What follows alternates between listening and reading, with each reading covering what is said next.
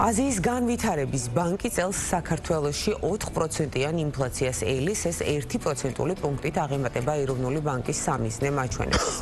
აღსანიშნავია, რომ ინფლაციის ტემპი სექტემბერში დაჩქარდა და 4,85% შეადგინა, რაც 2023 წლის მარტის შემდეგ ყველაზე მაღალი მაჩვენებელია.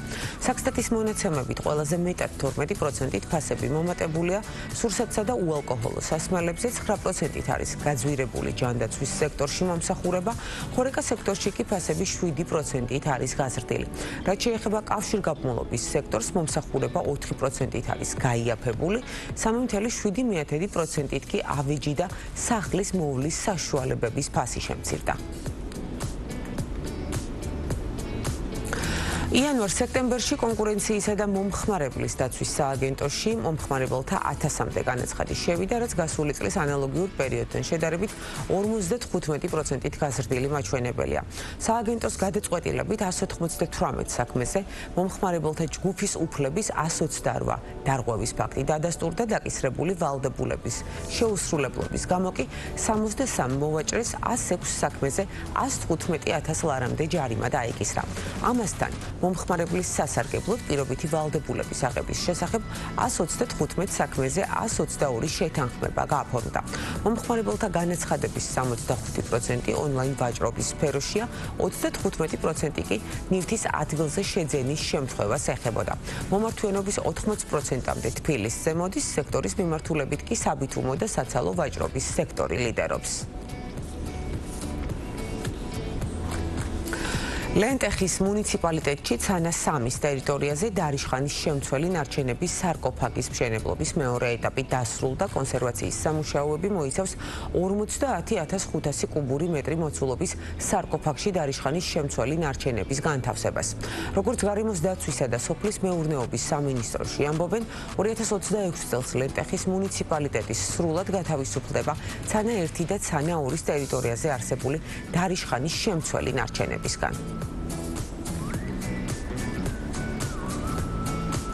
მცირე და საშუალო ქართული წარმოების კომპანიები სახელმწიფოსგან დამატებითი პროექტების განხორციელების საჭიროებას ხედავენ, როგორც მეწარმეები აცხადებენ, სახელმწიფოს მხრიდან უპრეცედენტო პროექტები ხორციელდება სტარტაპებისთვის ახალი საწარმოების შესაქმნელად, თუმცა გამოწვევას გამოშვებული პროდუქციის პოპულარიზაციაში ხედავენ. ამ კუთხით კი სახელმწიფოს მხრიდან ახალი პროექტების განხორციელება მცირე და საშუალო საწარმოების ბაზარზე უფრო მეტად პოზიციონირებაში დაეხმარება. მცირე და საშუალო ბიზნესი ნებისმიერი ქვეყნის ეკონომიკის საყრდენია, სწორედ ისინი ქმნიან დასაქმების უმეტეს ნაწილს და ხელს უწყობენ ეკონომიკის დივერსიფიცირებას. ოფიციალური მონაცემებით 2024 წელს ბიზნეს სექტორში დასაქმებული 866,000-ზე მეტი ადამიანიდან 20% სწორედ მცირე და საშუალო ბიზნესზე მუშაობს. საშუალო ბიზნესში ანაზღაურება უფრო მაღალია ვიდრე მსხვილ და მცირე კომპანიებში. თუ რა მნიშვნელობა აქვს ამ სექტორს ქვეყნის ეკონომიკური მდგრადობისთვის, რა სჭირდება მცირე და საშუალო ბიზნესს განვითარებისთვის და როგორია მათი რეალური გამოწვევები, ამაზე ვისაუბრებთ მცირე და საშუალო საწარმოთა ასოციაციის ხელმძღვანელთან. მიხეილ ჭელიძე იმყოფება ჩვენთან ერთად. მოგესალმებით ბატონო მიხეილ. ძალიან დიდი მადლობა სტუმრობისთვის. მადლობა მოწვევისთვის. მცირე და საშუალო ბიზნესი ძალიან მნიშვნელოვანი ნაწილი და მიმართულება ქვეყნის ეკონომიკის მდგრადობისთვის, განვითარებისთვის. ვახსენეთ, რომ დასაქმებაში მათ ძალიან მნიშვნელოვანი წვლილი აქვთ. საინტერესო იქნება თქვენგან მოვისმინოთ შეფასება პირველ რიგში მცირე და საშუალო ბიზნესის როლზე, ასევე მდგომარეობაზე ჩვენს ქვეყანაში და იმ საჭიროებებზე, რაც პირველ ეტაპზე ზედაპირზეა. კი ბატონო, ნამდვილად კაი მაჩვენებლები გამოქვეყნდა 24 წელზე. ყოველად საღებია, რომ ბრუნვარი, ანუ გამოშვებული პროდუქციის რაოდენობა თანხაში მატება არის წინა წლებთან შედარებით, საკმაოდ დიდი პროცენტია. და ასევე მატება არის დასაქმებაში, რაც ეს ორი პარამეტრი, ანუ პირდაპირ მეტყველებს, რომ ესე იგი ბიზნესი ვითარდება. და გამოწვევებს რაც შეეხება, ანუ არსებობს ბევრი გამოწვევები, მაგალითად ფინანსებზე ხელმისაწვდომობა, მოდი თქვენ ახსენეთ, ანუ სახელმწიფო როლი ამ შემთხვევაში ძალიან მნიშვნელოვანია და ასევე გამოკვეთილია ინფორმაციაზე ხელმისაწვდომობა, ანუ ბევრი ბიზნესი, ასე ვთქვათ, სიახლეებს და იმას საკანონმდებლო ცვლილებებზე ინფორმაციაზე არ მეუწვდება ხელი, ანუ ეს ორი მომენტი არის. თქვენ ახსენეთ, რომ მაჩვენებლები გაუმჯობესებულია. მე მინდა გკითხოთ დინამიკაზე სტატისტიკის, მცირე და საშუალო ბიზნესის ნაწილში, თუ რამდენად არის დამაკმაყოფილებელი ეს დინამიკა და როგორია შედარება, ვთქვათ, განვითარებულ დასავლურ ქვეყნებთან, რამდენად მოდის შესაბამისობაში ჩვენი ქვეყნის განვითარების ტემპი იმ ქვეყნების განვითარების ტემპთან, რა გზაც მათ უკვე გაიარეს. კი, იქიდან გამომდინარე, ჩვენ წლების წინ გამოვასწორეთ სტატისტიკური, რა ითვლება მცირე და საშუალო ბიზნესის ამისყრები მოვარგეთ ევროპულ ქვეყნებს, ასე ვთქვათ, გავათანამედროვეთ, სტატისტიკამ გაათანამედროვა. აქედან გამომდინარე, დინამიკა ძალიან დამაკმაყოფილებელია და ძალიან იმედის მომცემია, იმიტომ რომ ეს როდესაც დასაქმებულების რაოდენობა იმატებს ქვეყანაში, ეს პირდაპირ ნიშნავს, რომ ესე იგი უფრო მეტი ბიზნესია, უფრო მეტი ადამიანის აქტივობა, უფრო მეტი შემსხიდმელ უნარიანი მოსახლეობა ჩნდება ქვეყანაში, რაც ეკონომიკას მთლიანობაში აძლიერებს. კი ბატონო, და მიუხედავად გაუმჯობესებული დინამიკისა, რა თქმა უნდა არსებობს ბარიერებიც. ხომასია უშუალო მცირე და საშუალო ბიზნესის წარმომადგენლებიც საუბრობენ იმაზე, რომ მიუხედავად სახელმწიფოს არაერთი მხარდამჭერი პროგრამისა, კვლავ დგას საჭიროება, რაც არის უკვე გამოშვებული პროდუქციის პოპულარიზაციის ნაწილში. როგორია ბიზნესის ხმა თქვენგან რომ კი, რა თქმა უნდა, გამოშვებული პროდუქციის პოპულარიზაცია მნიშვნელოვანია, რომ ერთი პროდუქციის გაყიდვა მოხდეს. აქ აწარმოებს საქართველოს ჩაერთო დაუშვათ და ალიბაბაზე ხდება ქართულ 50-ზე მეტი კომპანიის წარმოდგენა ხდება ბაზარზე. ასევე ერთ-ერთი გამოწვევის ნაწილში აღნიშნავდით პროფესიული კადრების ნაკლებობა, ბიზნესი კი ვითარდება, მაგრამ ვერ მიყვება ტემპი იმ ადამიანების, რომლებიც პროფესიულ საქმიანობას განახორციელებენ და აქაც ჩავარდნა გვაქვს. აქ მეორე მომენტია, რომ ქვეყნიდან გადინებაც ხდება კადრების, ვინც აქ უნდა იმუშაოს, დაუშვათ მაგათაც სეზონზე ყოველთვის პრობლემა აქვს ხოლმე, დაუშვათ ვენახის მოკრიფონა რაღაცა, იმიტომ რომ რეალურად სხვაგანაც სეზონია და ხდება, ასე ვთქვათ, მუშახელის გადინება. კი ბატონო, თქვენ ახსენეთ მუშახელის პრობლემა და პროფესიონალი კადრების, ამისათვის მიდგომა სახელმწიფოს არის ასეთი, რომ არსებობს დუალური პროგრამები. მე მინდა გკითხოთ და ამ დუალურ პროგრამებში ძალიან მნიშვნელოვანია სახელმწიფოსთან ერთად ბიზნესის როლი. მცირე და საშუალო ბიზნესი რამდენად არის ჩართული და რამდენად არის მზად იმისათვის, რომ თქვათ, მათ გაიღონ რესურსი, თუნდაც იმისათვის, რომ და ჩადონ ინვესტიცია იმაში, რომ ყავდეთ პროფესიონალი კადრი. იქიდან გამომდინარე, უკვე რამოდენიმე წელია, რაც ეს დუალური კანონი მივიღეთ, თავიდან ცოტა გაუჭირდა, მაგრამ ეხლა ნელ-ნელა, ასე ვთქვათ, ბიზნესი მიხვდა, რომ საჭიროება იქიდან გამომდინარე, რომ ის პროგრამა, რა პროგრამითაც ხდება, ასე ვთქვათ, მომზადება კადრების თანამედროვეა, ბიზნესთან არის შეთანხმებული და ასე ვთქვათ, ეს თანხმობრივი ნაწილიც ბიზნესი მზად არის, რომ დაუშვათ რაღაც სტაჟირების პროგრამა დააფინანსოს და ნელ-ნელა ყრიფობს.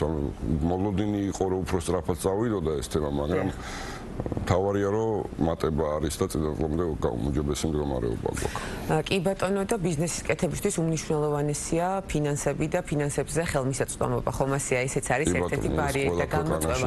ამ მიმართულებით რამდენად გაჩნდა სანდოობა მცირე და საშუალო ბიზნესის მიმართ, რომ გითხრათ, თუნდაც საბანკო სექტორიდან და ამ ნაწილში სახელმწიფოს მხარდაჭერა რამდენად არის გამოკვეთილი, რაც უკვე საბოლოო ჯამის შედეგებში უნდა იყოს ასა. კი ბატონო, აქ უფრო ანგარიშგების ნაწილი რომ გამოსწორდა ქვეყანაში, ყველა ბიზნესი ვალდებულია რომ დაუშვათ მოახდინოს ფინანსური უწყესების მომზადება და ჩაბარება ფინანსთა სამინისტროში და აქედან გამომდინარე, ამას ბანკებიც იყენებენ და გარკვეულწილად რისკების შემცირებაც ხდება. როდესაც ბიზნესი თავარი რისკი რა არის, რომ არ იყოს აღრიცხვიანობა კომპანიაში და ბანკმა დაუშვათ დაინახოს რამდენად ლიკვიდურია, რამდენად მომგებიანია ეს კომპანია.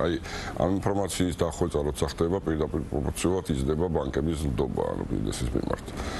და დივერსიფიცირება არის კიდევ ძალიან მნიშვნელოვანი მცირე და საშუალო ბიზნესის ნაწილში, ზოგადად რა თქმა უნდა და აქაც. მინდა გკითხოთ ამ მიმართულებით რა ვითარება გვაქვს სექტორში და ასევე გამოწვევები, თქვათ, დედაქალაქთან შედარებით, რამდენად უფრო მწვავეა თუნდაც ინფრასტრუქტურის ნაწილში რეგიონებში.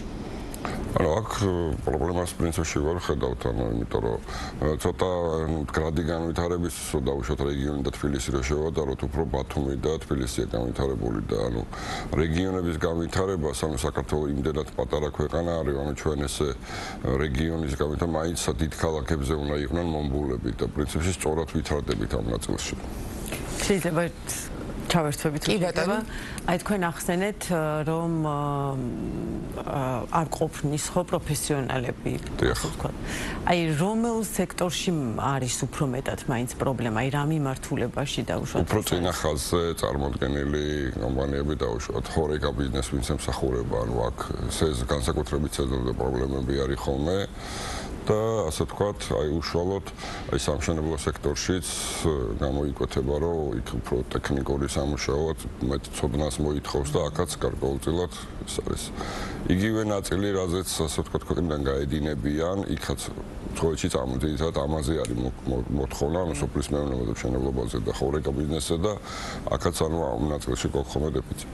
და კიდევ ვიცით რა მაინტერესებს, იმატებს თუ არა კერძო მცირე ბიზნესში ხელფასის ამღებთა რიცხვი?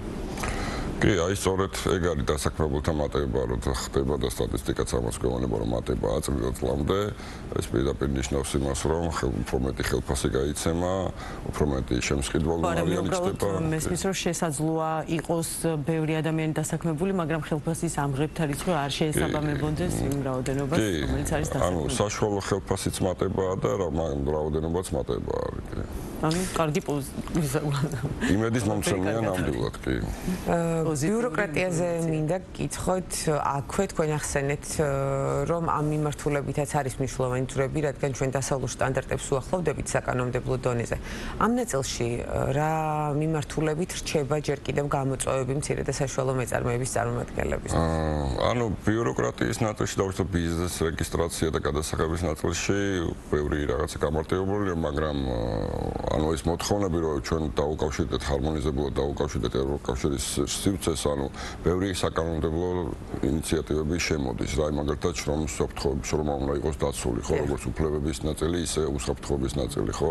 ასევე მაგალითად პერსონალური მონაცემები, ეს ახალი თემა, ანუ უნდა იყოს დაცული, კანონით სავალდებულოა, მაგრამ ბიზნესმა არ იცის, ანუ ბანკით გადახდა ვისაც აქვს, ნებისმიერ ბიზნესს აქვს და მას უკვე ჭირდება, რომ ამას დაარეგულიროს და აი ამ ნაწილში ცოტა გვიჭირს რომ ინფორმაცია არ აქვს, რომ როგორ მოახერხონ, რა კანონმდებლობა გაითვალისწინონ და სანამ დავუშვათ, ანუ დაჯარიმება არ ხდება, მანამდე არ ხდება ხოლმე გამოფხიზლება, მაგრამ აი ამ ნაწილში გამოსავალს რა შეხედავთ სწორი ინფორმირებულობის და ასევე ასოციაციის როლი სად გადის სწორედ აქ? მოგახსენებთ, ანუ სწორედ ჩვენ აქ დავინახეთ, ანუ ქვეყანაში არსებობს მცირე და საშუალო ბიზნესის განვითარების სტრატეგია, სადაც ხუთი მიმართულება და ერთ-ერთი არის სწორედ ინფორმაციაზე ხელმისაწვდომობა და აქ დავინახეთ ჩვენმა ასოციაციამ როლი და გავაკეთეთ ესეთი პლატფორმა ბიზნესისთვის ბიფორპი, სადაც უკვე დარგის სპეციალისტები უშუალოდ პირდაპირ ბიზნესს გააცნობენ, რა ცვლილებები შედის, რა რისკები უნდა გაითვალისწინონ და როგორ უნდა გამოასწორონ ეს